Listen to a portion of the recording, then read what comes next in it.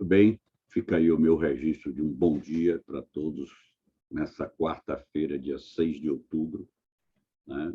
Estamos às 7h10 da manhã, esses 10 minutos aí foram gastos com alguns comentários a respeito dos trabalhos das atividades assíncronas, bem como outros avisos, mas há um aviso que eu gostaria de deixar consignado na gravação. Na próxima quarta-feira, que é o dia 13, teremos aula com o professor Eduardo Sodré, certo? O professor Eduardo Sodré, ele antecipará essa aula, na verdade, era para ser a da outra quarta-feira, mas será nessa próxima quarta-feira, em que o professor Eduardo Sodré vai tratar do poder judiciário, certo? Ele vai tratar da independência das garantias, do acesso à justiça, em que ele vai fazer uma abordagem a respeito da gratuidade da justiça, e vai tratar da organização judiciária, da estrutura judiciária nacional, etc., etc. Como vocês me ouviram dizer desde que começamos esse semestre, eu e o professor Eduardo fazemos essa parceria. Essa parceria, em teoria geral, atualmente, neste semestre, em teoria geral do processo em direito processual civil 2, ela está ocorrendo mediante intervenções muito pontuais. O professor Eduardo terá 2 ou, no máximo, 3 intervenções neste semestre na teoria geral do processo. Da minha vez, eu já tive lá 2 ou 3 intervenções em direito processual civil 2. E quanto à disciplina Direito Processual Civil 1, nós juntamos as nossas turmas e damos aulas conjuntas, sempre, sem nenhuma exceção até agora, com os 2 professores em sala de aula. Então, ao mesmo tempo, há a experiência de um professor que tem uma posição profissional de magistrado e um outro professor que profissionalmente é um advogado, né, o que abre o leque dos diversos pontos de vista por meio dos quais um assunto pode ser examinado. Então, o professor Eduardo Sodré cuidará de Poder Judiciário, vocês podem indagar aí, vai cuidar de Poder Judiciário, e por que não é o juiz que cuida do Poder Judiciário? Né? Porque, no particular, a posição do advogado, o advogado atua com uma visão mais ampla do Poder Judiciário do que a visão interna que o juiz tem. Eu posso ter um maior conhecimento a respeito de como funciona o meu Poder Judiciário, né? Aquele no qual eu trabalho, eu sou juiz federal. Mas o advogado atuante como o professor Eduardo Sodré, ele não atua apenas numa área, como é o meu caso. Ele lida com a justiça estadual, ele lida com a justiça federal, as causas que ele tem, por óbvio, tem relação com a justiça do trabalho, tem reflexos criminais, né? Causas eleitorais, por vezes, repercutem também na atividade dele. Então, a atividade do advogado no que diz respeito ao que é importante para uma turma de teoria geral do processo, ela resulta sendo, quanto ao tema Poder Judiciário, mais ampla do que a atividade de um juiz que é interna a uma específica face do Poder Judiciário, no meu caso, a Justiça Federal, Seção Judiciária da Bahia, que é vinculada ao Tribunal Regional Federal da Primeira Região, sediado em Brasília, certo? Então, é esse o motivo pelo qual será o professor Eduardo Sodré que ministrará essa aula, e essa aula será ministrada na próxima quarta-feira, dia 13, no horário normal. Ele simplesmente ingressará aqui como se fosse eu e ministrará a aula respectiva. Alguma dúvida em relação a isso, meus queridos? Isso é providencial, porque na quarta-feira eu não poderei dar aula. Na verdade, como eu disse, a aula dele estava programada para outra quarta. Então, a gente antecipou para evitar que vocês tivessem uma lacuna, né? Tendo em vista que a gente tem um planejamento muito bem posto em termos de plano de ensino. Então, o que estamos fazendo apenas é mudando a posição de uma aula, certo? Então, vamos dar prosseguimento ao tema que começamos a abordar na aula passada, que foi jurisdição, né?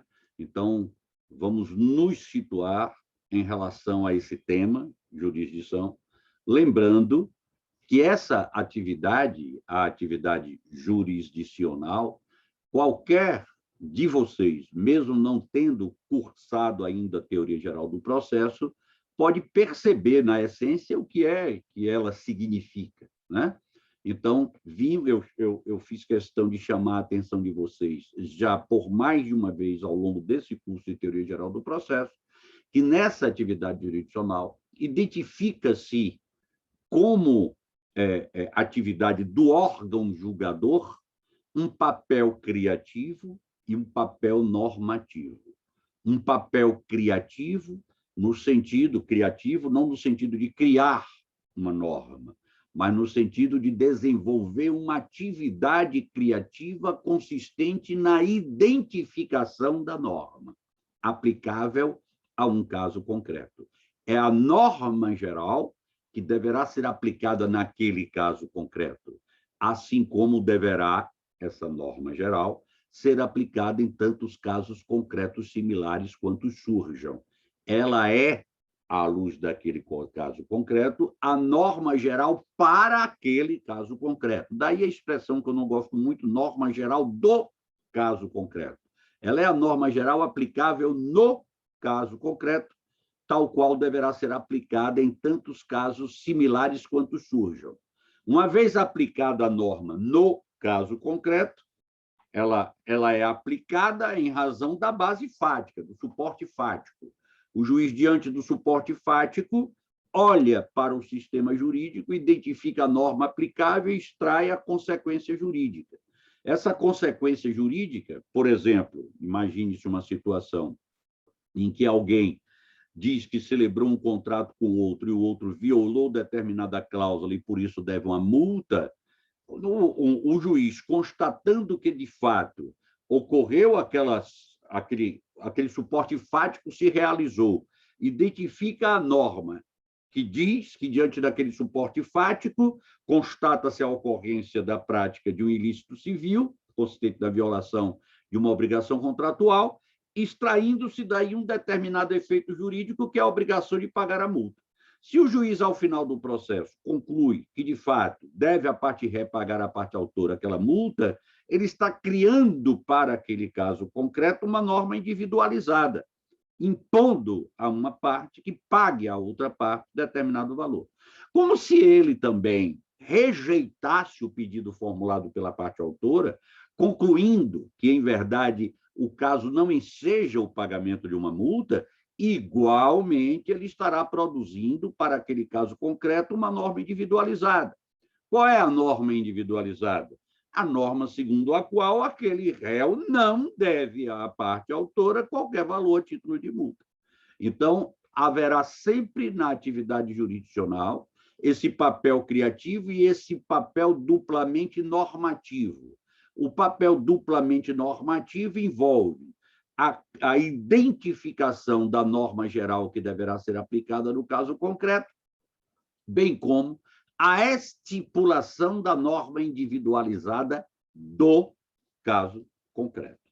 E aí nós desaguamos naquela demonstração do quadro que ensejou o surgimento, sob o ponto de vista político-social, da atividade jurisdicional, que decorre da circunstância de que, diante da inevitabilidade da reunião, né, da vida comunitária de pessoas humanas, essa inevitabilidade desse convívio conduz também a uma inevitabilidade de uma reunião de interesses, porque onde quer que haja pessoas humanas, haverá manifestações favoráveis desses seres em relação a certos bens da vida. Então, se mais de um sujeito manifesta uma posição favorável em relação a um só bem da vida, bem esse que é incapaz de satisfazer as necessidades de tantos quantos nele manifestam interesse, você tem um quadro de um conflito de interesses. Um conflito de interesses que, quando tem por objeto um bem que o sistema como um todo reconhece que é um bem com um potencial de tal ordem que, havendo conflito no seu entorno, há um potencial para desequilíbrio social, então esse bem passa a ser objeto de uma disciplina no que concerne ao acesso a ele. Essa disciplina consiste na criação de normas gerais, abstratas e impessoais, por meio das quais se pretende estabelecer com antecedência quais são os critérios que deverão ser utilizados para a identificação daquele que, envolvido num conflito intersubjetivo de interesses, tem o direito de acessar o bem, ao passo que o outro deverá respeitar o direito que o primeiro tem. Esse conjunto normativo que diz com antecedência, mediante normas gerais abstratas e impessoais, quem deve ter acesso ao bem da vida, termina por possibilitar a identificação, então, de quem possui um interesse juridicamente protegido, quem é titular de um interesse juridicamente protegido e quem é titular de um interesse juridicamente subordinado. Aquele que é titular de interesse juridicamente protegido tem um direito, está numa situação jurídica ativa. Aquele que é titular de interesse juridicamente subordinado, no sentido amplo, tem um dever, está numa situação jurídica passiva. Então, esse quadro é denotativo, demonstrativo da existência de uma situação merecedora de todos os cuidados. No mais das vezes, a disposição da comunidade para a criação desse conjunto normativo geral, abstrato e impessoal conduz a que esses conflitos intersubjetivos de interesses se resolvam por eles mesmos, porque cada sujeito termina se reconhecendo na qualidade de titular do interesse juridicamente protegido, bem como o outro na qualidade de titular do interesse juridicamente subordinado. Assim é que, como eu disse, comumente, numa relação locatícia, o locador garante ao locatário a posse direta do bem locado. E o locatário, de sua vez, paga o aluguel ao locador.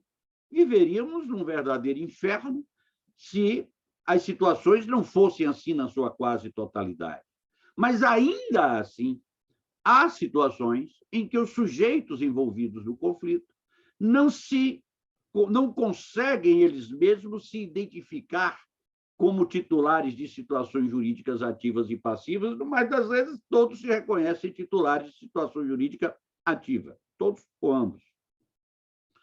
O que gera um conflito de interesses, mas um conflito de interesses que tem por objeto um bem juridicamente tutelado. Então, um conflito de interesses regulado pelo direito, mas com uma específica característica. Há uma pretensão de alguém e uma resistência de outro alguém. Aí nós temos a lide, que é a grande patologia social. Entra em cena, então, a necessidade de que aquele ente, né, que já existia, aquele ente que já se preocupava com saúde, educação, proteção à criança, adolescente, idoso, consumidor, indígenas, que exercia, portanto, uma atividade administrativa, aquele ente que se ocupava também da produção de normas gerais, abstratas e impessoais, se ocupe, já agora, diferenciando-se numa terceira face, se ocupe de atuar, de modo a dizer quem é, diante daquele conflito de interesse regulado pelo direito e qualificado por uma pretensão resistida que é a lide, identificar quem é titular do interesse juridicamente subordinado e quem é titular do interesse juridicamente protegido. É a atividade consistente, na verdade, em dizer qual é o direito que deve ser aplicado naquele caso concreto. Dizer qual é o direito, dizer os júris. Júris, dizer. É uma atividade, pois, jurisdicional. Percebam que, para que se chegue à conclusão quanto à necessidade, aí já começo agora a tratar de temas que não foram abordados antes, né? Para que cheguemos a uma conclusão a respeito da necessidade de diferenciação desse ente estatal em mais uma face, que é a face incumbida de exercer essa função, que é a função jurisdicional, é essa constatação da necessidade de diferenciação, se nós formos raciocinar bem, ela consiste numa evolução. Por quê? Porque a tendência inicial nas sociedades primitivas, o que se repete entre as criancinhas, porque as criancinhas nada mais são do que um histórico individual da evolução do ser humano, se duas criancinhas, idade tenra, 2 anos e pouco, 1 ano e pouco, forem colocadas juntas, por exemplo, no mesmo berço, com um só brinquedo para os dois, e um quer o brinquedo, o outro também quer o brinquedo, qual é a tendência natural para a resolução desse conflito? A tendência vai ser resolver esse conflito na base do uso da força. Um toma do outro, o outro toma do um. E, no mais das vezes, vai resultar em briga e choro. É assim também com a sociedade. Em dado momento, os conflitos se resolviam mediante o uso da própria força. É o que tecnicamente se chama de autotutela ou autodefesa.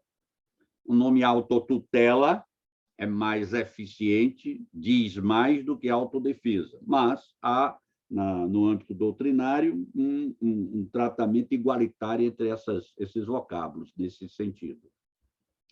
O que é a autotutela? É o próprio sujeito tutelar o seu próprio interesse. É desejável a autotutela? Não, a autotutela não é desejável. Por que ela não é desejável? Porque ela consagra o uso da força.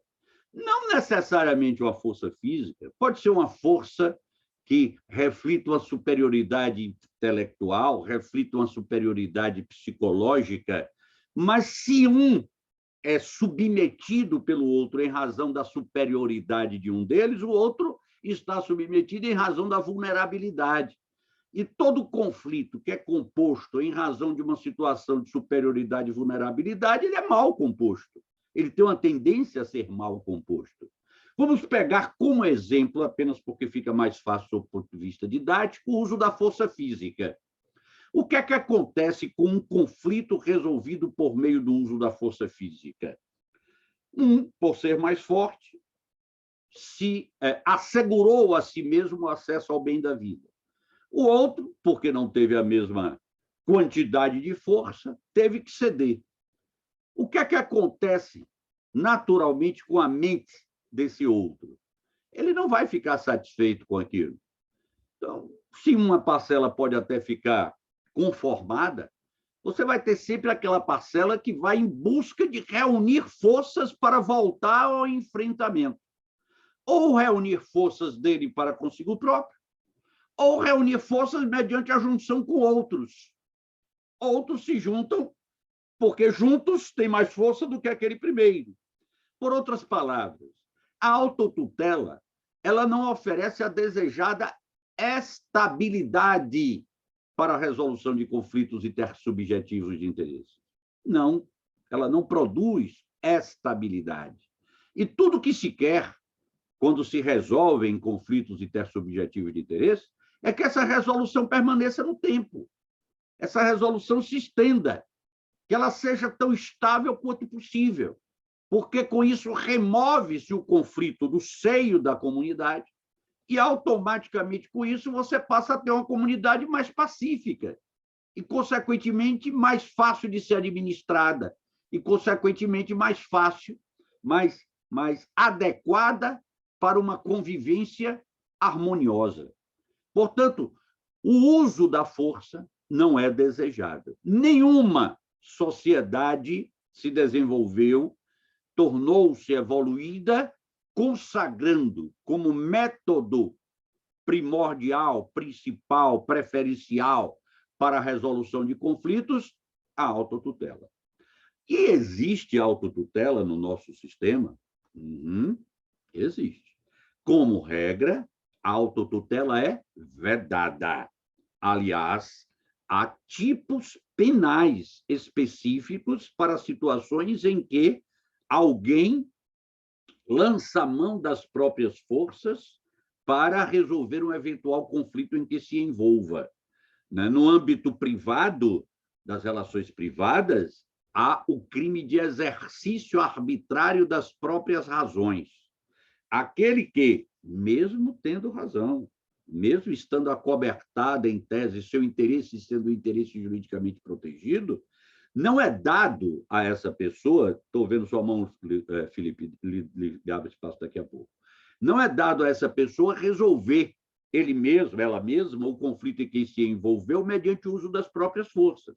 Pratica ela o crime de exercício arbitrário das próprias razões, assim como nas relações no âmbito do poder público existe o abuso de autoridade. Então, a regra não é a consagração da autotutela. Por vezes, todavia, o sistema jurídico reconhece que a autotutela é necessária. Reconhece que há situações em que deve ser permitida a autotutela.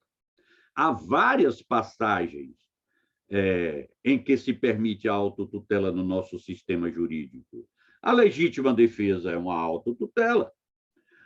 No âmbito penal, o direito que tem o dono do restaurante de reter bens pessoais daquele que consumiu alimentação e não quer pagar é autotutela. O direito que tem o transportador de reter a bagagem da pessoa que, sendo transportada, não quer pagar é autotutela. O direito que tem o vizinho de cortar os galhos da árvore que estejam sobre o seu terreno, a árvore do terreno tem raiz e tronco no terreno vizinho, mas aquilo que ela ultrapassa os limites do muro, ele pode cortar, é autotutela. O direito que tem o possuidor de, diante de um esbulho possessório, reagir de imediato e proporcionalmente, levando a cabo o que se chama de desforço incontinente para reconquistar a posse que lhe foi indevidamente retirada, é autotutela. São diversas as passagens em que o sistema jurídico permite a autotutela, mas são sempre exceções. Somente se permite a autotutela nas situações em que expressamente houver previsão para tanto. No mais, a regra geral é a de que quem lança mão da autotutela ou autodefesa está praticando crime de exercício arbitrário das próprias razões, ou, se tratar do Estado, o de abuso de autoridade. Essa é a regra geral. Diga, meu caro Felipe Lucas, que levantou a mão aí. Não, professor, eu ia perguntar dessa questão do esbulho mesmo, do Código Civil, porque você começou falando do Código Penal. Agora, eu ia perguntar qual a razão para poder existir essa autotutela contra o esbulho? Qual é a razão? Exclusivamente política, meu caro Felipe Lucas. Em que sentido política? No bom sentido. No sentido assim, politicamente, identifica-se que a posse é uma situação merecedora de um tratamento especial. Identifica-se que o potencial lesivo decorrente da discussão, do embate possessório, em razão da repercussão que há, é de todo adequado que se adote, abra-se espaço para que haja o amparo para essa reação imediata. São critérios políticos. É uma situação que envolve política legislativa, né? A posse no nosso sistema jurídico sempre foi algo muito valorizado. Não à toa existem, no âmbito processual, procedimentos específicos para a proteção possessória. Veja só, não são todas as situações em que você cria um procedimento específico para a tutela de certos direitos. Alimentos, você tem um procedimento específico, com peculiaridades. Posse, você tem procedimentos específicos com suas peculiaridades. Outros procedimentos especiais, específicos, existem mas são poucos aqueles que existem em razão da natureza do bem tutelado. Por exemplo, o procedimento de inventário é um procedimento especial. Mas por que ele é especial? Ué, porque não dá para eu vou citar alguém para contestar no inventário? Qual o objetivo do inventário? O inventário tem por objetivo você inventariar, fazer, identificar o elenco dos bens que integram o acervo hereditário, não é? Proceder ao pagamento dos tributos respectivos e, em seguida, proceder à partilha.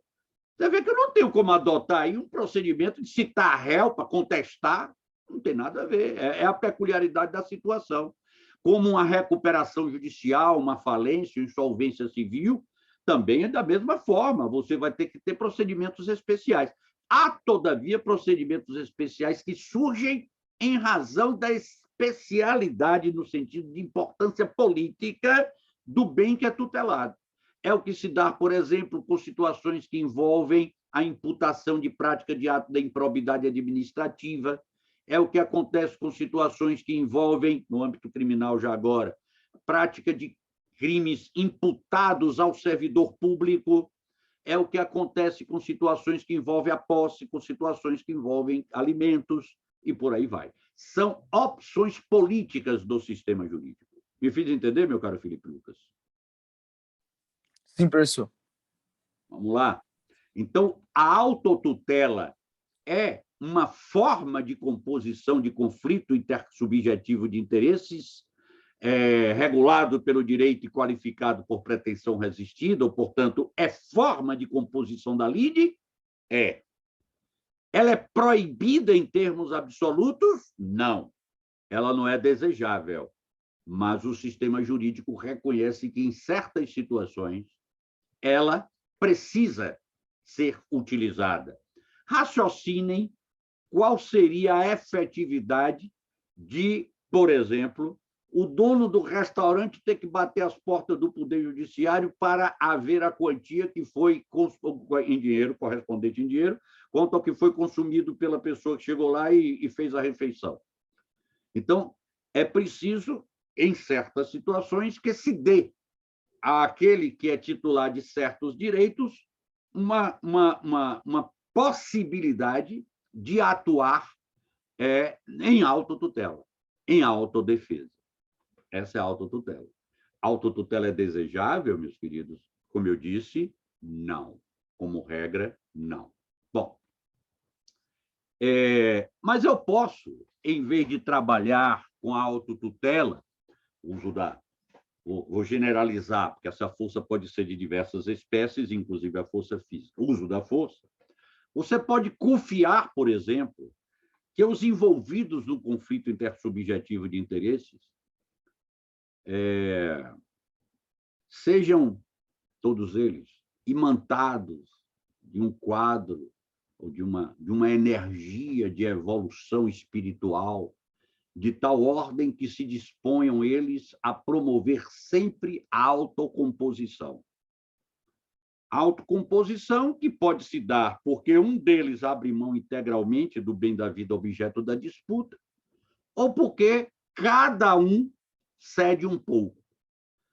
Nos casos em que há concessões recíprocas, você tem transação. Nos casos em que um abre mão integralmente do bem da vida, você tem renúncia, certo? É desejável a autocomposição?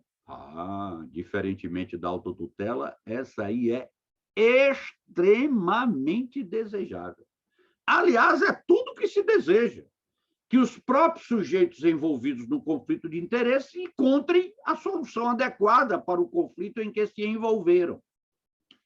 Não há à toa, dentre os diversos temas que foram distribuídos para vocês quanto à atividade assíncrona avaliativa que lhes foi passada, está lá o princípio do estímulo estatal à autocomposição.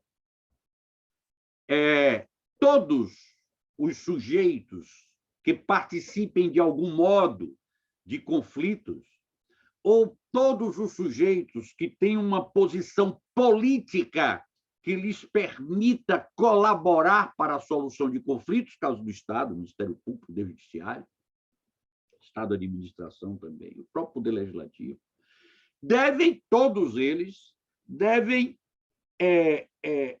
despender a energia que for possível para se alcançar a autocomposição. A autocomposição é um estado de coisas. Eu estou aludindo aqui ao estado de coisas, vocês já fizeram o trabalho de vocês, devem ter visto que isso tem a ver com princípio. Você, quando aplica um princípio, você não significa que você vai alcançar certo efeito, mas você deve fazer o que estiver ao alcance para que, tanto quanto possível, esse efeito seja alcançado. No caso do princípio do estímulo estatal à autocomposição, o estado de coisas que se busca alcançar é a autocomposição. Mas nem sempre você vai alcançar a autocomposição. Nem sempre. É desejável, mas nem sempre se alcançará essa autocomposição. Deixa eu responder aqui uma solicitação. Eu estou compartilhando a tela não, né, Jéssica? Não, dessa vez não. Tá certo. Vamos lá.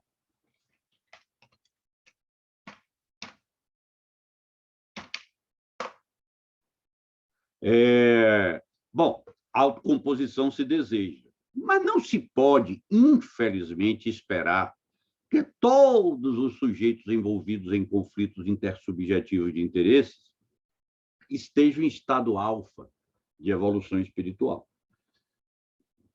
Muito comumente, essas pessoas descem a planos beta, gama, o delta de evolução espiritual e a autocomposição desejada não encontra espaço para acontecer. Mas a autotutela é forma de composição de lide? É.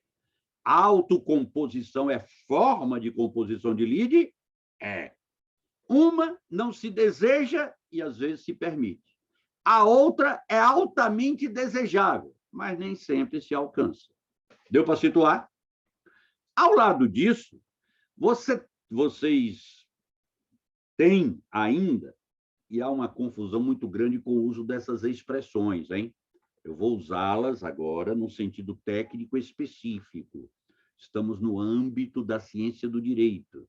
E, tratando-se da ciência do direito, tanto quanto possível, os vocábulos devem ser utilizados para designar situações específicas. Caso contrário, nenhuma ciência resiste. Uma ciência em que os vocábulos não têm sentido técnico específico não é ciência. Eu aludo aqui a dois institutos. Os institutos da conciliação e da mediação. Conciliação e mediação são instrumentos que se põem a serviço da autocomposição. Veja que, quando eu falo conciliação, eu posso usar esse vocábulo como sinônimo de autocomposição. Eu posso dizer assim, ó, as partes conciliaram. Eu posso substituir o conciliaram aí por se autocompuseram. E aí usei conciliação como sinônimo de autocomposição. Há essa possibilidade? A língua portuguesa permite essas coisas. Mas não é nesse sentido que eu estou utilizando o vocábulo conciliação. O vocábulo conciliação, agora, está sendo utilizado por mim como um instrumento a serviço da autocomposição, assim como a mediação. Conciliação e mediação são técnicas a serviço da autocomposição. Quem exerce, quem lança mão dessa técnica chamada conciliação é um profissional denominado conciliador. Assim como quem lança mão da técnica denominada mediação é um profissional ao qual se atribui o rótulo de mediador. Conciliador e mediador, lançando mão, respectivamente, das técnicas de conciliação e de mediação. Vocês se lembram do ensino médio, talvez ensino fundamental, mas mais no ensino médio, quando vocês estudaram em química, em biologia, algo chamado enzima, né? O que é que são as enzimas? As enzimas, elas participam de reações químicas, facilitam a ocorrência da reação química, participam do fenômeno, mas saem do fenômeno íntegras. Elas não se misturam com o fenômeno. Qual é o fenômeno a que eu estou aludindo? A autocomposição. Quem são as enzimas? Os mediadores e conciliadores. São técnicos que viabilizam, melhor, que atuam com o propósito de viabilizar a autocomposição, de que se alcance a autocomposição. Qual é a diferença que existe entre a técnica de conciliação e a técnica de mediação?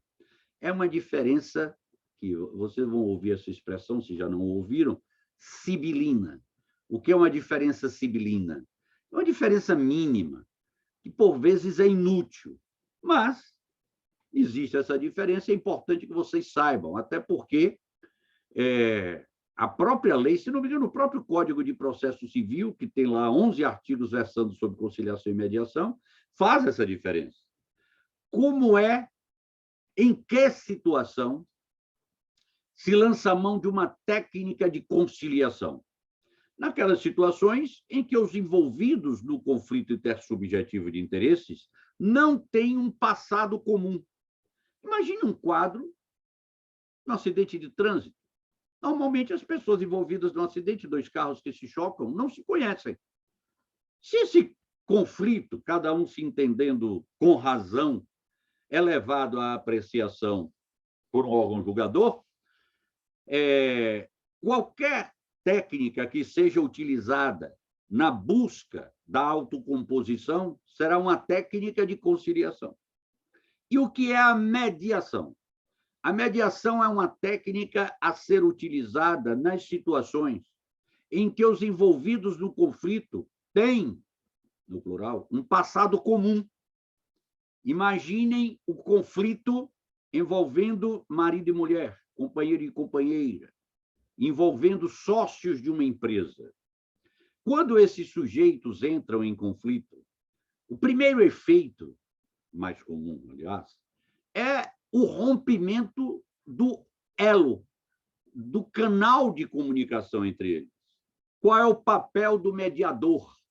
O mediador atua na reconstrução desse canal de comunicação. Então, reconstruído o canal de comunicação, abre-se um espaço mais adequado para que se alcance a autocomposição. E por que eu disse que a diferença é sibilina? É de sibilina. Raciocinem comigo. Um mediador que atue com sucesso, recompondo o canal de comunicação entre sujeitos que estão em conflito e que já mantinham entre si uma relação anterior, é também a pessoa, em tese, adequada para dar continuidade à busca dessa autocomposição, agora já com a técnica da conciliação, demonstrando os riscos que cada um desses sujeitos correrá se esse conflito for levado à apreciação por um terceiro, um órgão julgador, que pode julgar totalmente a favor de um ou totalmente a favor do outro. E, portanto, aquele contra quem o julgamento vier a ser feito, que poderia, mediante a autocomposição, alcançar algo de um todo, né? Uma parte de um todo, esse aí corre o risco de alcançar nada do todo. Cabe ao conciliador, então, por exemplo, esclarecer os riscos decorrentes da não autocomposição. Então, meus queridos, conciliação e mediação são técnicas para que se alcance a autocomposição. O que é que vimos até agora como meios para a composição de conflitos? A autotutela, ou a autodefesa, uso da força, a autocomposição, que pode ser auxiliada pelas técnicas de conciliação e de mediação. Portanto, conciliação e mediação não são meios de composição de conflito. No sentido em que eu estou utilizando esses vocábulos, conciliação e mediação são técnicas a serviço de um meio de composição de conflitos, que é a autocomposição. Deu para entender até agora? E, em contraposição à autocomposição, a heterocomposição. O que é que distingue a autocomposição da heterocomposição? Na heterocomposição, o conflito será composto mediante a atuação de um terceiro. Isso já evoca a ideia de um poder judiciário. O conflito será composto mediante a atuação de um terceiro. Quem será esse terceiro? Bom, como regra, esse terceiro será exatamente aquela face estatal a que eu me referi na aula, há mais de algumas aulas, e nessa inclusive. Esse terceiro será o Estado, por meio daquela face que ele, Estado, desenvolveu, voltada para a composição de lides. O sistema jurídico é montado de um modo tal que é vedada a utilização da própria força, como regra, é vedada, pois, a autotutela, estimula-se a autocomposição, mas, se é vedada a autotutela e não se alcança a autocomposição, é obrigatória a heterocomposição. E, dentro da heterocomposição, a regra é que essa atividade, consistente em compor lides, seja desempenhada pelo Estado, o poder judiciário, uma das faces estatais. O sistema jurídico, pois, veda, como regra, o uso da autotutela, estimula a autocomposição, mas não se alcançando a autocomposição, nem sendo caso de utilização da autotutela, a heterocomposição entra em cena na quase totalidade das vezes por meio da atuação estatal, por meio de órgãos julgadores estatais, o Poder Judiciário. O Poder Judiciário. Aí vocês vão ver com o professor Eduardo Sodré. O Poder Judiciário, que pode ser, por exemplo, uma justiça especializada. Aí eu tenho a justiça eleitoral, a justiça do trabalho, a justiça militar, ou a justiça comum. Aí eu tenho a justiça comum estadual, a justiça comum federal, que é chamada justiça federal. E há situações em que tribunais entram em cena. Dentro de uma estrutura hierárquica, um tribunal de justiça, que é a instância imediatamente superior aos juízos singulares do Poder Judiciário dos Estados, os tribunais regionais federais, que é o órgão julgador colegiado imediatamente superior aos juízos singulares federais. Você tem as turmas recursais, que são os órgãos julgadores imediatamente superiores aos juízos singulares da estrutura do sistema dos juizados. Você tem o Superior Tribunal de Justiça, o Supremo Tribunal Federal, o Tribunal Superior do Trabalho, o Tribunal Superior Eleitoral, o Superior Tribunal Militar e, acima de tudo, como eu disse, o Supremo Tribunal Federal. Isso vocês vão ver com o professor Eduardo Sodré.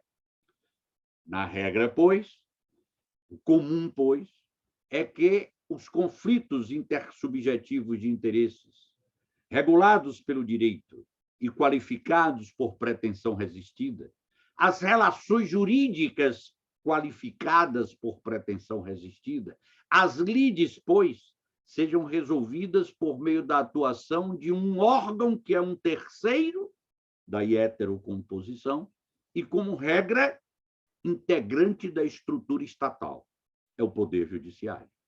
Mas o próprio sistema jurídico abre espaço para que essa atividade de heterocomposição possa ser desenvolvida pela iniciativa privada. Como é isso, Saló? É a chamada arbitragem. Abre-se espaço a uma lei que disciplina a arbitragem, a Lei 9.307, de 1996, é a lei que disciplina a arbitragem. Alguns anos atrás, ela sofreu sérias modificações, ampliando o campo das possibilidades de uso da via arbitral. E os envolvidos no conflito, desde que sejam atendidas certas exigências que a própria lei estabelece, eles podem, os envolvidos no conflito, optar por entregar a resolução do conflito em que se envolveram a um juízo arbitral e não ao Poder Judiciário. Eles celebram, em verdade, raciocinem comigo, olha, vamos fazer aqui o seguinte, não vamos levar esse negócio para a resolução para o Poder Judiciário, não, porque é muito demorado. Ou, sabe de uma coisa? Como é que um juiz que não tem uma formação técnica suficiente para enxergar as peculiaridades do nosso caso, porque isso pode acontecer em diversas situações, vai compor adequadamente esse conflito nosso? Por que a gente não elege um árbitro para isso? Por que a gente não elege um tribunal arbitral para isso? A gente vai tratar disso daqui a pouco, árbitro, tribunal arbitral. É uma opção. Nem sempre é possível. O próprio sistema jurídico estabelece quais são os requisitos para que os envolvidos num conflito de interesses possam optar pela via arbitral. Haverá, pois, a possibilidade, nesses casos, de o conflito ser resolvido por um órgão vulgador que não integra a estrutura estatal. Não será, pois, um juiz togado, será um árbitro. Será melhor, um juízo arbitral. Daqui a pouco eu vou dizer por que eu estou usando o gênero. Juízo arbitral. E não um juízo togado, integrante da estrutura estatal. Muito bem. Como é que esse juízo arbitral surge? Surge nessas situações em que os envolvidos no conflito percebem que o conflito em que se envolveram atende, preenche aqueles requisitos para que a via arbitral seja utilizada, e eles, então, olha a expressão que eu vou usar, hein? Convencionam usar a via arbitral. Essa convenção de arbitragem, ela pode se dar em diversos momentos. Há dois que são bem clássicos. Pode ser que sujeitos que não estão em conflito, ao celebrarem um contrato, já façam a previsão no próprio contrato de que, havendo surgimento de conflito em torno da execução daquele contrato, esse conflito será resolvido pela via arbitral. Eu tenho aí uma convenção de arbitragem, que é gênero. Na modalidade, espécie, cláusula compromissória. Eu tenho aí num contrato uma cláusula que estabelece que a via arbitral será utilizada. É uma convenção de arbitragem? É uma convenção de arbitragem. Mas celebrada essa convenção para a hipótese de, nessa situação, eu tenho uma cláusula compromissória. Pode ser, ao lado disso, que o conflito já esteja instaurado. Se o conflito já está instaurado e as pessoas nele, os sujeitos nele envolvidos, resolvem se valer da via arbitral, eles celebram um outro tipo de convenção de arbitragem, uma outra espécie, que é o chamado compromisso arbitral. Nesse caso, em que o conflito já está instaurado, com o compromisso arbitral já é instituída materialmente a arbitragem. Naquele outro caso, em que não há um conflito instaurado, há uma previsão de que, na hipótese de vir a se instaurar um conflito, será utilizada a via arbitral. Surgindo o conflito,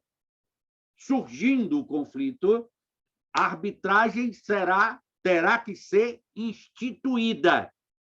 Então, quando se celebra uma convenção de arbitragem por meio de cláusula arbitral, surgido o conflito, a etapa seguinte será o compromisso arbitral.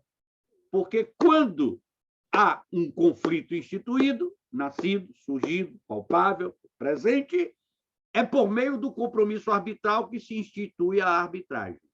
Por outras palavras, havendo conflito, compromisso arbitral.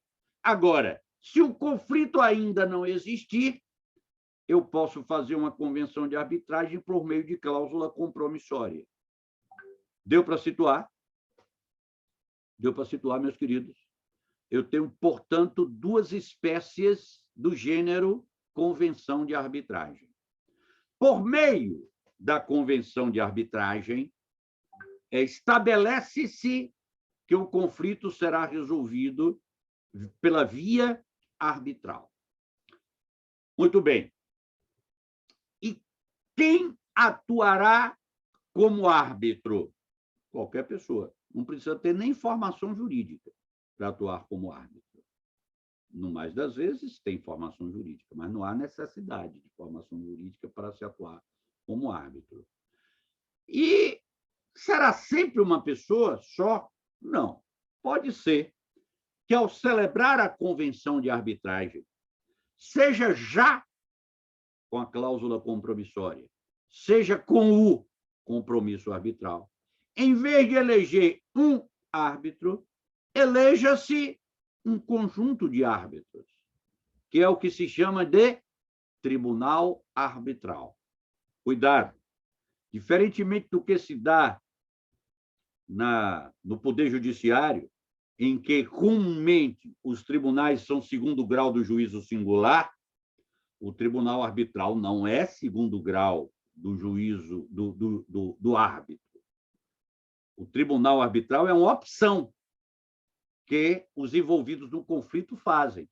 Se eles resolvem eleger uma só pessoa, estão elegendo um árbitro. Se eles resolvem eleger mais de uma pessoa, estão constituindo um tribunal arbitral. Ambos resolvem o conflito em, por assim dizer, instância única. E a solução que vier a ser dada, olha aqui agora, a solução que vier a ser dada pelo juízo arbitral terá, olha o que eu vou dizer agora, a mesmíssima eficácia da solução dada a um conflito pelo Poder Judiciário.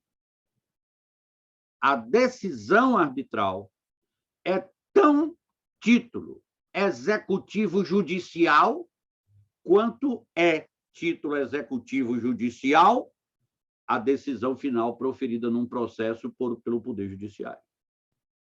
Então, eu tenho aí, na arbitragem, jurisdição.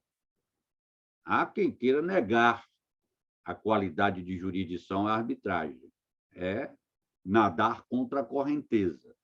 Até porque, se você for visitar no Código de Processo Civil o elenco de títulos executivos judiciais, ou seja, aquele documento que autoriza que o titular do direito lance mão da via executiva diretamente, já dentre os títulos executivos judiciais está o julgamento pelo árbitro, está a chamada sentença arbitral, certo? é tão jurisdição quanto é a jurisdição estatal. Ah, mas eu ouvi falar que uma das características da jurisdição é o monopólio estatal. Monopólio estatal, porque é o Estado que presta jurisdição por meio do Poder Judiciário, como também é o Estado que, por meio do Poder Legislativo, estabelece as situações em que a composição do conflito pode se dar por meio da arbitragem. Há um monopólio estatal? Há, seja no exercício direto, por meio do Poder Judiciário, seja na estipulação de outro meio. E aí já entra em cena o Poder Legislativo para dizer em que situações a arbitragem pode ser utilizada. Até agora, meus queridos, alguma dúvida? Autotutela, autocomposição, heterocomposição. Autotutela, em regra, vedada, em situações especiais, permitida. Autocomposição, sempre estimulada, nem sempre alcançada. E heterocomposição, que pode se dar pela via estatal, que é o comum, por meio do Poder Judiciário, juiz togado, ou pela via arbitral, desde que atendidas certas exigências previstas em lei. Voltando à autocomposição, ela pode ser alcançada por meio de mecanismos de estímulo a ela, que são a conciliação e a mediação. Joab tem pergunta para fazer. Diga, meu querido. Bom dia, professor. Tudo bem? Bom dia. Eu gostaria de saber por que é mais interessante para certas empresas ou partes utilizar um juízo arbitral em vez do juízo estatal, do juízo de toga. São diversos os motivos, meu querido. Primeiro motivo é histórica a insuficiência política da atuação do Poder Judiciário, em razão do tempo que se leva para resolver conflitos e, muitas vezes, raciocinemos. Imaginemos um conflito envolvendo, por exemplo, a Roche e a Pfizer, ou a AMS e a Pfizer, ou a Volkswagen e, sei lá, uma outra montadora dessa aí, Volkswagen, Renault. Você tem, nesses quadros, situações que podem ser dotadas de alto grau de especificidade. E aí, nessas situações, um juiz, que é uma pessoa comum, obviamente, não é obrigado a ter conhecimento específico. O que é que esse juiz vai precisar fazer para deslindar questões fáticas existentes nesse conflito? Ele vai ter que lançar mão de um perito. E aí o perito é que vai detectar qual é a efetiva situação fática e o juiz é que vai, então, diante dos esclarecimentos referentes ao suporte fático, aplicar a norma geral, naquele caso concreto, para extrair a norma individualizada daquele caso concreto. Muito bem. O que garante que esse perito tenha um conhecimento técnico específico suficiente? Ah, mas há uma disciplina, o perito tem que ter formação técnica. E por que o sujeito com formação técnica geralmente é necessariamente um bom técnico? Pode não ser um bom técnico. E por que o juiz é um bom aplicador do direito? Pode não ser um bom aplicador do direito. Não se sabe qual é o juiz que vai julgar, tampouco qual é o técnico que o juiz nomeará para atuar como perito. Todavia, escolhendo-se um árbitro, você pode saber com antecedência qual é o cabedal técnico daquele sujeito ou daqueles sujeitos que atuarão no tribunal arbitral. Você é uma atividade altamente remunerada, é uma atividade custosa. Mas você tem uma segurança, por exemplo, que você pode celebrar já o compromisso arbitral estabelecendo um prazo para o julgamento. na atividade privada, você está no campo da celebração dos negócios jurídicos, você pode estabelecer um prazo para julgamento. Então, você tem, em tese, uma pessoa proba, porque você não vai escolher um árbitro que tenha fama de ímprobo, não é? Você tem uma pessoa tecnicamente habilitada, você tem um prazo para o conflito ser resolvido, você tem uma série de vantagens. Uma série de vantagens. Deu para entender, meu caro Ivan? Apesar de ser uma atividade cara. Deu sim, muito obrigado, professor. Está levantada a mão aí, João Gabriel. Diga, João. Bom dia, professor. As decisões arbitrais cabem recurso em segundo grau? Não, não cabe. Eu aconselho que vocês deem uma lida. Não estudar, não. É para matar a curiosidade mesmo, e vocês vão ver que vale a pena. Até porque a atividade de árbitro, como eu disse, é uma atividade profissional bastante interessante, do ponto de vista da remuneração. Um bom árbitro, ele é bem remunerado. Não sei se vocês... Não sei, não. Provavelmente vocês não têm esse dado. Ah, mas o Brasil tem muita arbitragem? Vou lhes dar uma estatística. O Brasil é o 4º país do mundo no uso da via arbitral. Aí, por que a gente não toma tanto conhecimento? Porque uma das características comuns da arbitragem é a confidencialidade. Então, o árbitro ele é obrigado a guardar a confidencialidade. Esses dados eles são obtidos por meio de câmaras de arbitragem, que fornecem números apenas. Então, por exemplo, a Associação Comercial da Bahia tem uma câmara arbitral, a Confederação Nacional da Indústria tem câmara arbitral, a Federação da Indústria, por exemplo, do Estado da Bahia, tem câmara arbitral, a FIEB, e aí dá para saber quantos julgamentos são levados a cabo por órgãos desse tipo, né? Não dá para saber todos, porque pode se eleger um árbitro que não integre uma estrutura dessa. Mas, com base nesses dados estatísticos, tem-se que o Brasil é o 4º país do mundo no uso da via arbitral. Então, é um campo profissional bastante promissor, o campo da arbitragem, certo? Você perguntou mesmo o quê, meu querido Gabriel?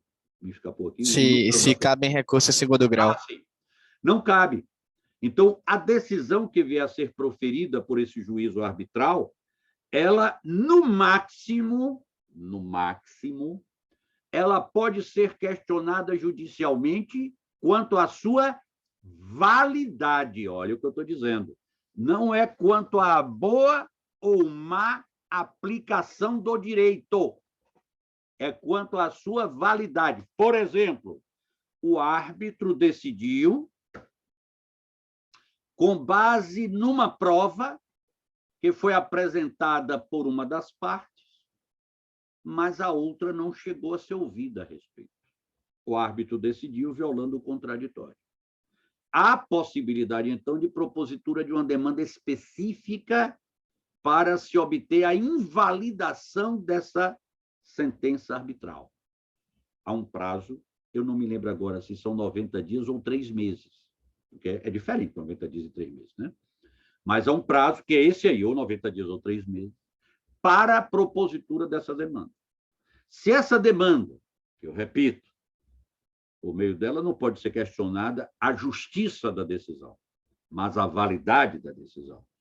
Se essa demanda não vier a ser proposta, essa decisão ela está acobertada pelos efeitos da coisa julgada material. Torna-se imutável. É também aí uma característica da arbitragem. A rapidez com que se alcança uma decisão imutável, diferentemente do Poder Judiciário, vocês já sabem, os caminhos recursais são vastos, longos e duradouros. Então, não há recurso, meu querido. A decisão dada pelo árbitro não é recorrível. Ela é passível de invalidação, caso seja defeituosa, e não é questionável no que se refere à boa ou má aplicação do direito. Olhe que é uma escolha grave, a escolha do uso da via arbitral. Certo, meu caro João Gabriel? Professor, bom dia. Você me escuta? Escuto sim. Ana Gabriela, diga. Eu sei que o princípio da publicidade se aplica ao Estado e aos órgãos judiciais, mas quando a via arbitral não tem nada do tipo que reja dessa maneira para ter alguma espécie de transparência, não tem nada assim, não? Veja só. No que diz respeito à atuação estatal, a regra é a publicidade dos atos processuais. Afinal de contas, você tem o Estado atuando. Raciocine comigo, Ana Gabriela. Eu sou magistrado. Fui aprovado num concurso de provas e títulos para ocupar o cargo de juiz federal. Sou remunerado pelos cofres públicos. Sou pago por meio dos tributos que vocês pagam. Eu tenho que prestar contas a respeito da minha atuação como agente do Estado. Eu tenho que demonstrar em tempo integral para a sociedade como é que eu estou exercitando o poder que me foi conferido. Eu sou um agente estatal. A regra, pois, é a de que, quanto aos meus atos, haja total publicidade. Todavia, há processos em que a privacidade deve ser respeitada, a intimidade deve ser respeitada, ou uma particularidade do interesse público exige também que essa publicidade não se dê na inteireza. Essa publicidade, então, ela vai ficar restrita aos sujeitos diretamente envolvidos no processo. Ela não será uma publicidade ampla. É o caso, usando agora a expressão técnica, dos processos que correm em segredo de justiça, porque guardam peculiaridades que exigem a adoção de medidas para proteção de certos direitos que se sobrepõem ao direito geral da comunidade de ter acesso ao conteúdo dos atos praticados por um poder estatal, no caso, o Poder Judiciário. Então, a publicidade ela é a regra no que toca à atuação dos órgãos julgadores estatais, exceto quanto a esses processos que tramitam em segredo de justiça. Quando você vai para o campo da atividade privada, você não tem aí remuneração pelo serviço pelos cofres públicos, você tem uma remuneração por aqueles que estão envolvidos ali no conflito, você tem a investidura no particular. Eu fui investido no cargo de juiz federal, por meio de um concurso de provas e títulos. A investidura do árbitro é por meio da escolha que os envolvidos no conflito fazem, aqueles que convencionaram a arbitragem fazem. Então, não há porquê a regra ser a publicidade generalizada. Mas aquela publicidade estrita, aberta para os diretamente envolvidos, ela é imprescindível, certo? Então, não há publicidade geral, mas há publicidade referente àqueles que têm interesse direto no conflito. Me fiz entender, Ana Gabriela? Entendi sim, professor. Muito obrigada. Alguém tem mais alguma pergunta? Professor, o senhor me ouve? Ouço, Júlio, diga aí. Bom dia. Você poderia explicar melhor como se dá essa carta arbitral, essa solicitação do árbitro ou tribunal arbitral para que possa ser cumprida a decisão? Como que essa cooperação entre arbitragem e justiça estatal? Isso é assunto chamado de atos de comunicação processual, que você vai dar em Direito Processual Civil 1. Existe um quadro, posso adiantar para você, um quadro chamado, um sistema de cooperação judiciária, em que todos os órgãos julgadores, estatais ou não, devem cooperar entre si para que o conflito seja resolvido do modo mais célere possível, mediante uma duração razoável, né? E do modo mais justo possível, certo? Cooperação judiciária entre os diversos órgãos julgadores.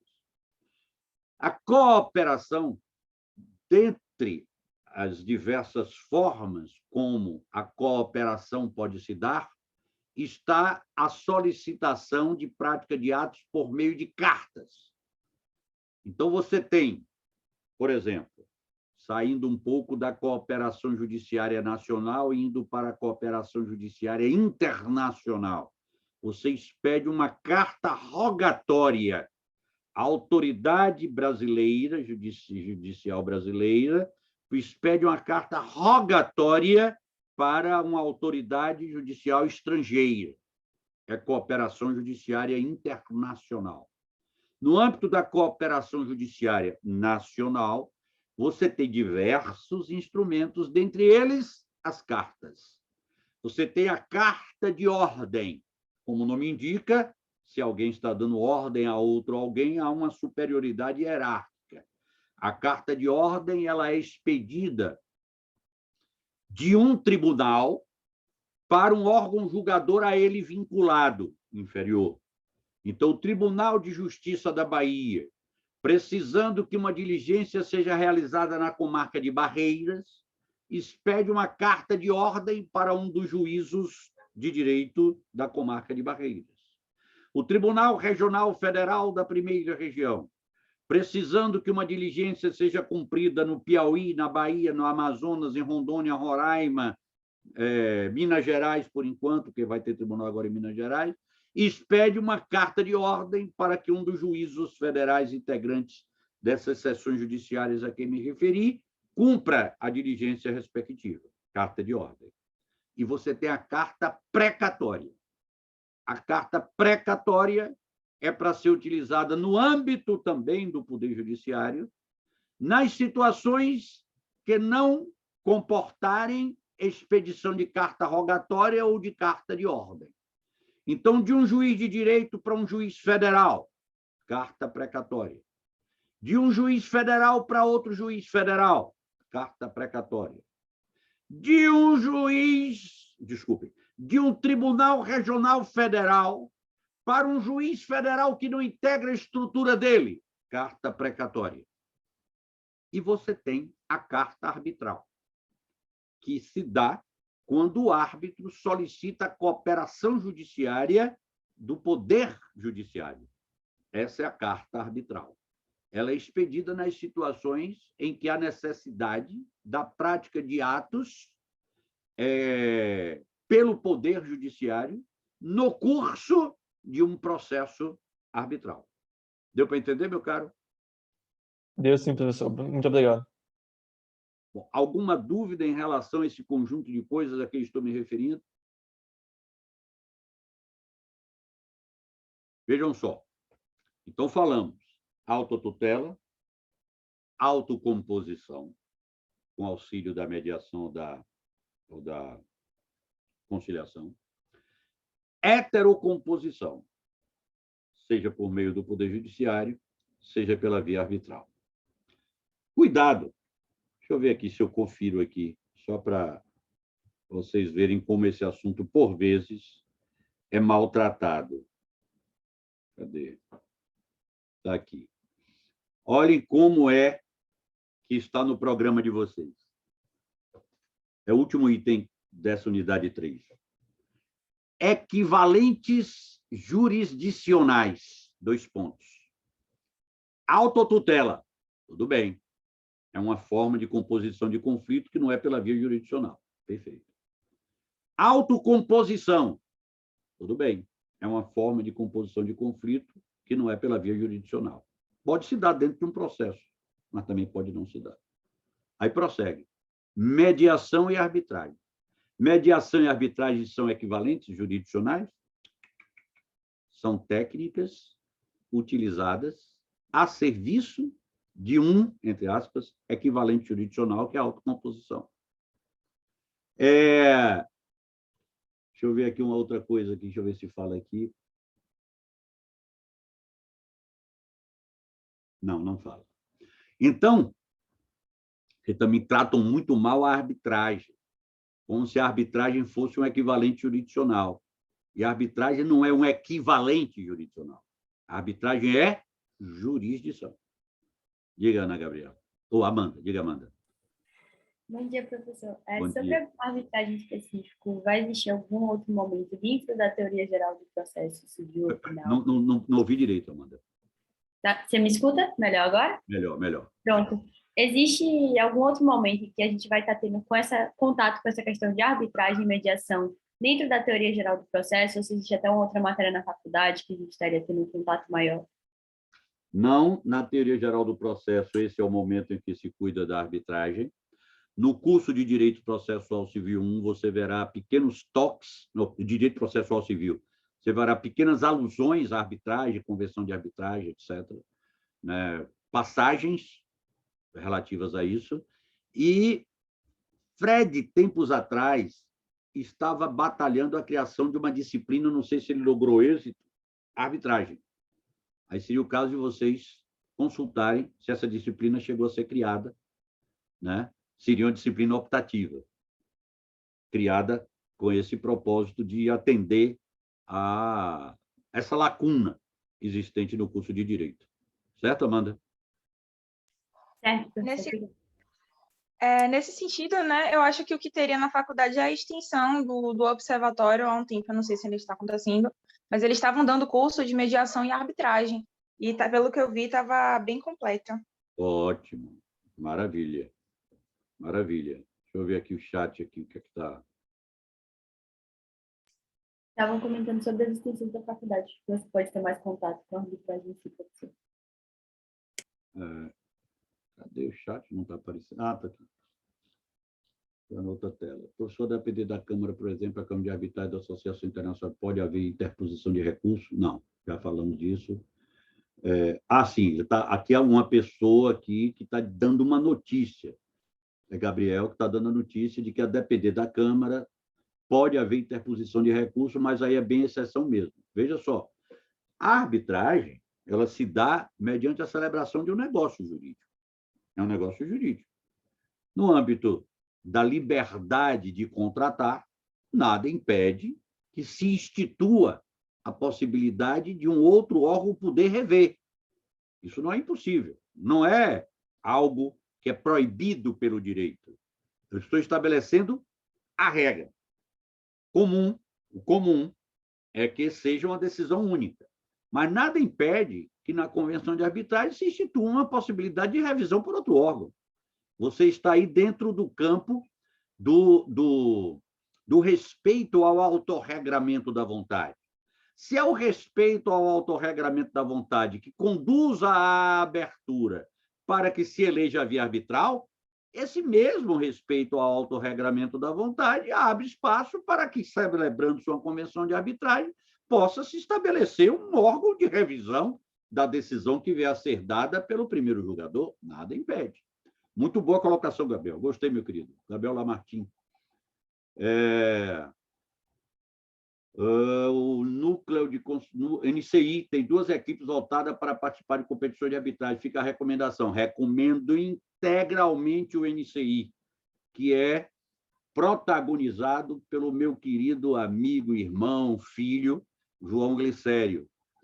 Eu e Pablo Stolze sempre fazemos conjuntamente todo o possível para auxiliar o INCI, né? João nos convida.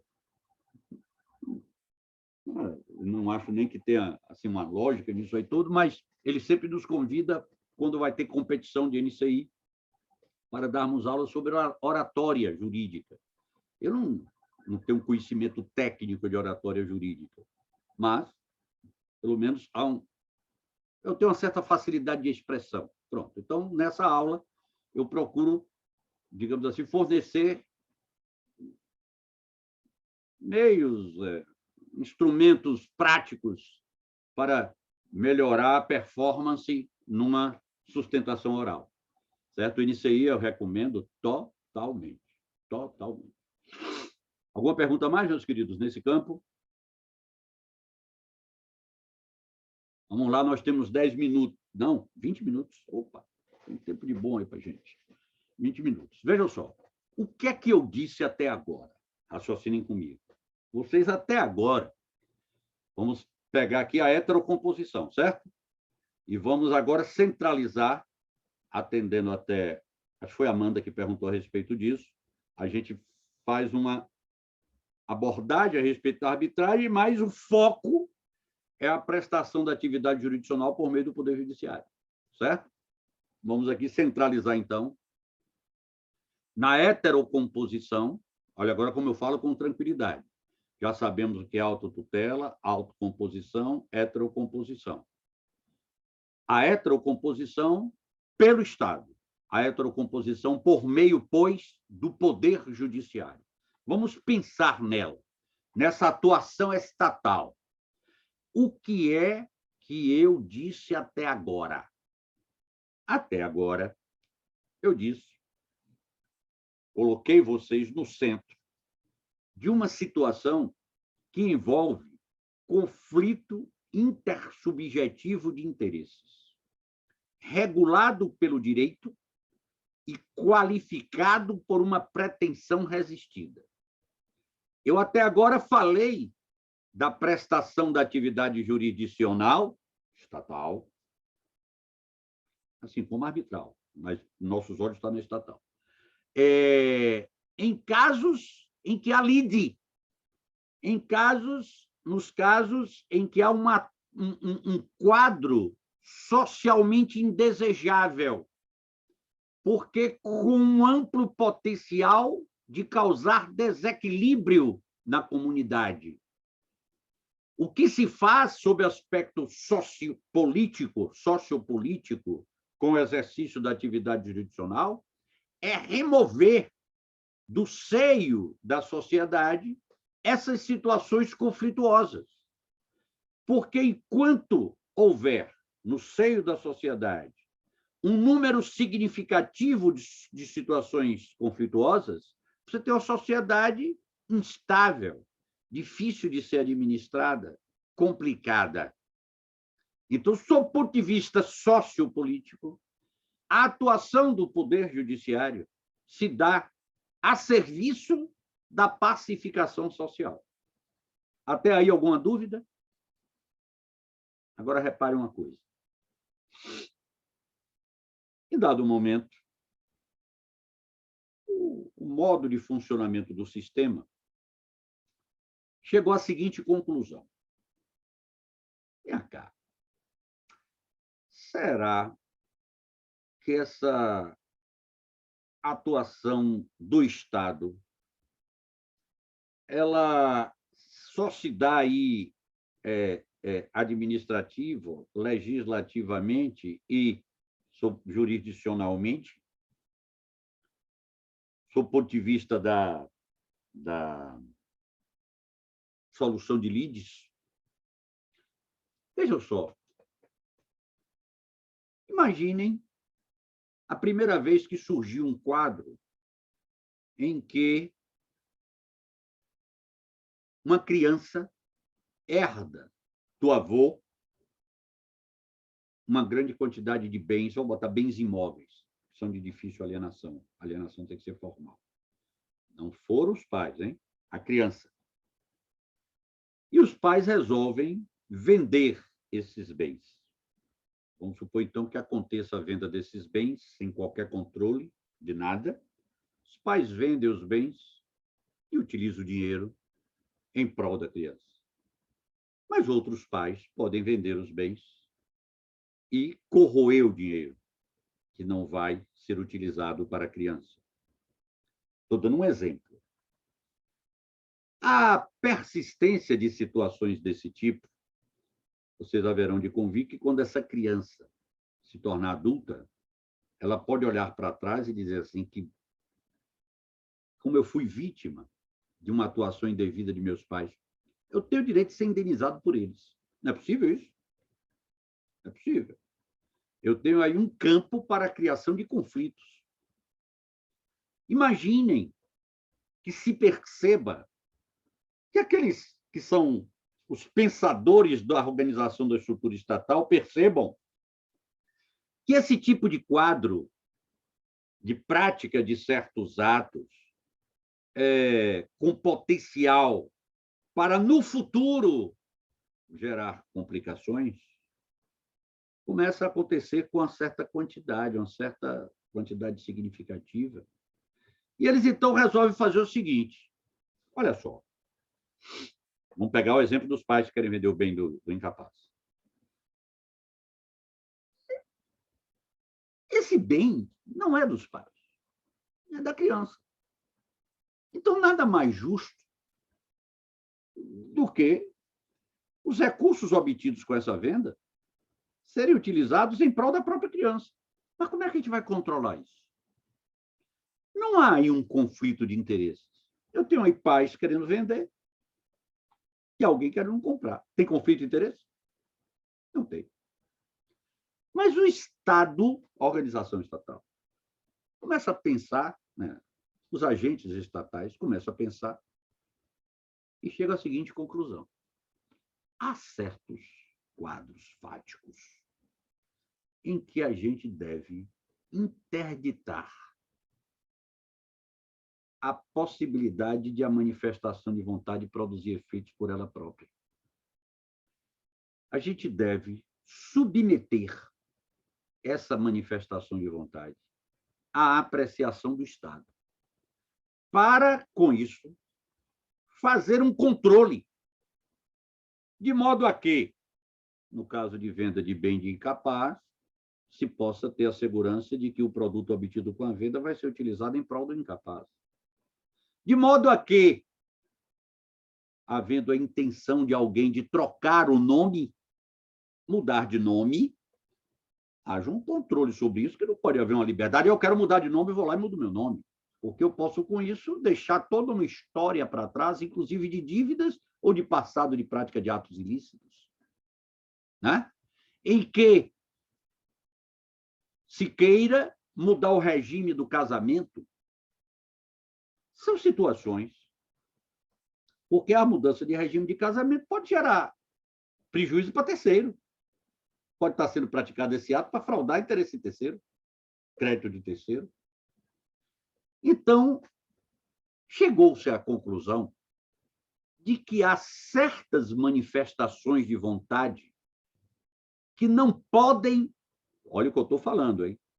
Não podem produzir efeitos, estou no plano da eficácia, não estou no plano da validade. Há certas manifestações de vontade que não podem produzir efeitos a menos que haja um controle estatal. Olha a gravidade do que eu estou dizendo. Um casal quer se divorciar e tem filho incapaz. Se eles não tivessem filho incapaz, eles poderiam se divorciar mediante a lavratura de escritura pública no tabelionato de notas. Mas, tendo filho incapaz, eles terão que se divorciar junto ao Poder Judiciário. Mas não é manifestação de vontade, eu não quero continuar casado. Mas está interditada pelo sistema jurídico, nesse caso específico, a possibilidade de a sua manifestação de vontade produzir efeito, em razão da especificidade da situação envolvendo interesse de incapaz. Percebem? Há um inventário. Bens foram deixados por uma pessoa, R$1 milhão de bens. E dentre essas pessoas há um incapaz. Se todos fossem capazes e conviessem em fazer a partilha amigável, poderiam ir a um tabelionato de notas e fazer um inventário extrajudicial.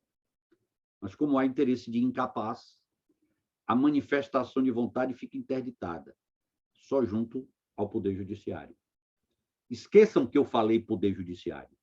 Estamos aqui organizando. Nós somos os agentes organizadores dessa atuação estatal. A gente conclui apenas o seguinte.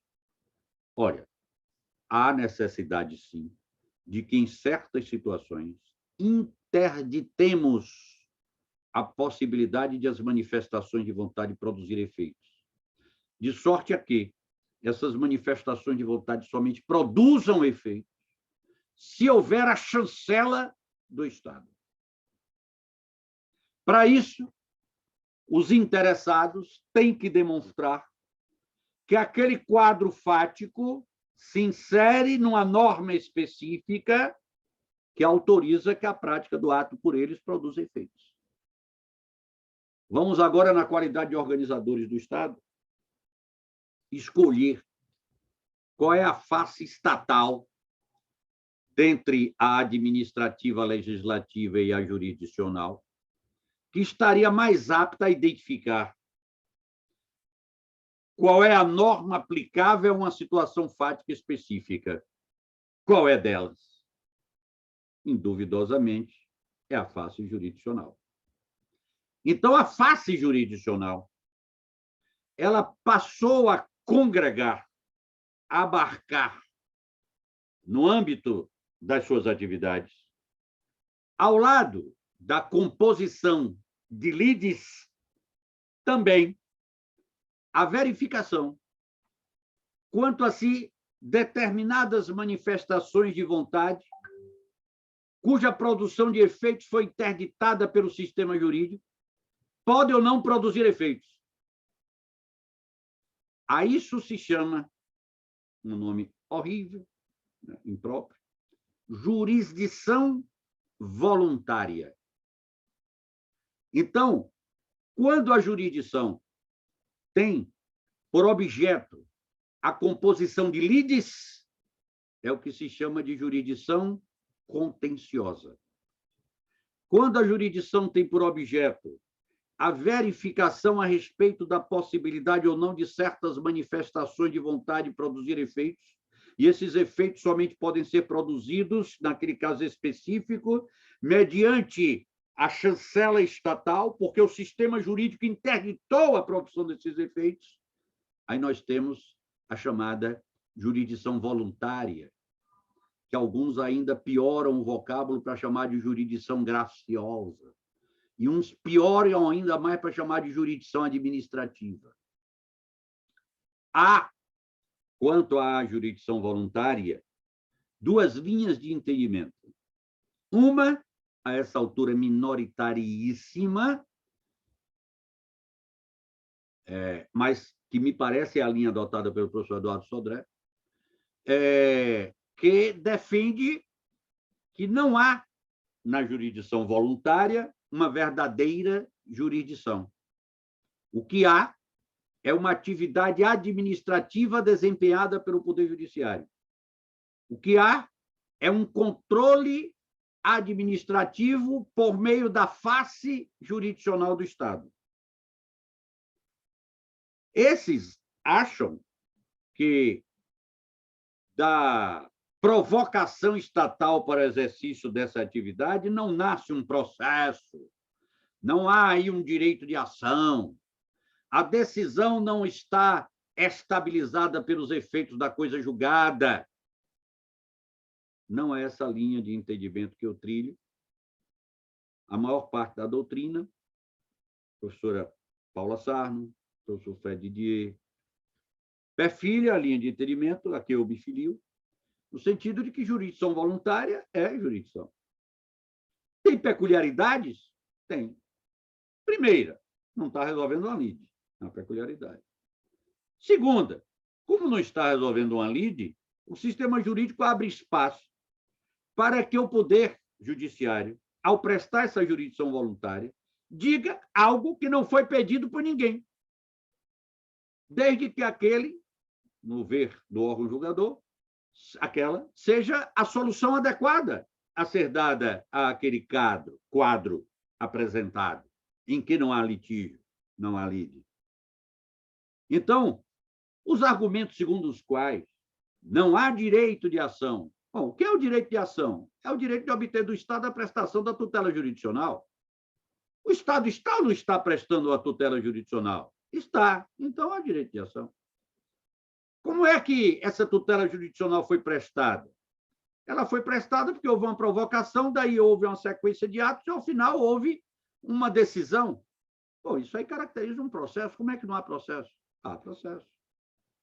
Se dessa decisão não houver, contra ela não foi interposto o recurso, ela transita em julgado e ela estará acobertada pelo manto da imutabilidade. Como é que não há imutabilidade? Há imutabilidade. Então, é jurisdição, a jurisdição voluntária? É. Ela não é uma atividade administrativa, é uma atividade jurisdicional. Então, há isso, a que se rotula de jurisdição voluntária. Aí vocês haverão de indagar, mas por que voluntária? É voluntária em que sentido? Por que é voluntário? O sujeito é obrigado a bater na porta para dizer, olha, eu preciso vender esse bem, como é que é voluntário? É voluntária no seguinte sentido, comumente, o Poder Judiciário é inerte e aguarda ser provocado para resolver uma lide. Comumente, pois, o sistema jurídico diz, você procura se quiser, ou melhor dizendo, comumente o sistema jurídico diz, para que você resolva, você só vai poder resolver por meio da atuação estatal jurisdicional. Quando o sistema jurídico interdita, ele joga o sujeito para necessariamente, se quiser alcançar aquele resultado, ter que bater a porta do Poder Judiciário. O que tem de voluntário disso? Não tem nada de voluntário. Se você olhar pela ótica do sujeito que precisa bater na porta, de voluntariedade não tem nada. Nada, nada, nada, nada, nada. Mas é como se o sistema jurídico voluntariamente dissesse aqui você vai bater na porta do Poder Judiciário, meu filho. É um nome absolutamente impróprio, um rótulo totalmente impróprio. Mas é o que ficou, jurisdição voluntária. Lembremos-nos de que nessas situações, como eu disse para vocês, há uma interdição da produção dos efeitos de certas manifestações de vontade. Efeitos esses, pois, que somente poderão ser produzidos mediante uma chancela estatal. E a chancela, no particular, é dada, como eu disse, pelo Poder Judiciário, no exercício da chamada jurisdição voluntária. Muito bem.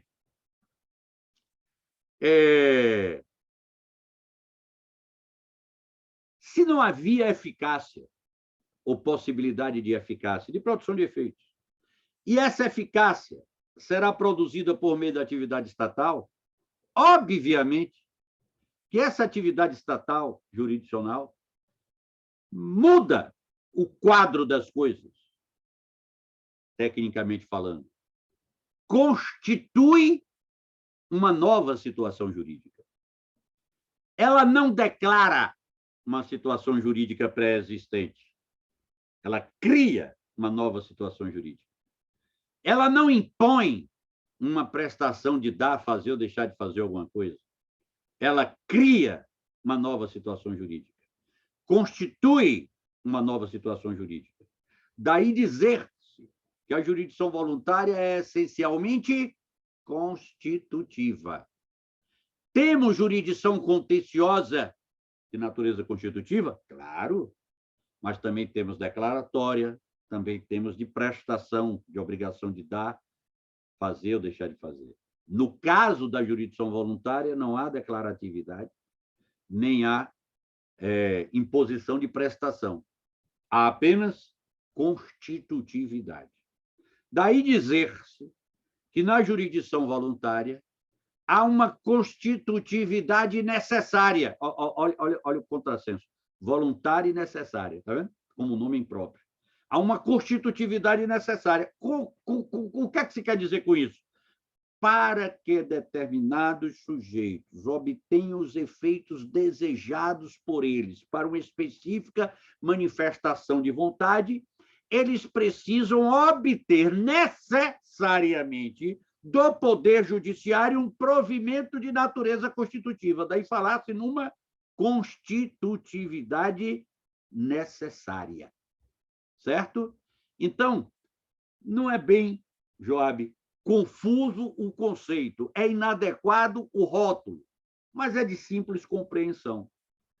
A chamada jurisdição voluntária, que é um rótulo inadequado, ela ocorre nessas situações que são de fácil identificação, que são aquelas situações em que não há conflito de interesse regulado pelo direito qualificado por uma pretensão resistida, não há, pois, uma lide, há apenas a interdição pelo Estado da manifestação, de certas manifestações de vontade, da produção dos efeitos de certas manifestações de vontade. Colocando assim, parece uma coisa facílima, mas alerto vocês para o fato de que as situações, a diversidade, multiplicidade de situações da vida, por vezes gera dúvidas quanto a se está havendo ali um quadro de jurisdição voluntária ou de jurisdição contenciosa. Então, é preciso ter cautela, porque, por vezes, você fala, está havendo lide aqui ou não está havendo lide aqui? Certo? São 8h51, já ultrapassamos em 1 minuto o tempo destinado à nossa aula.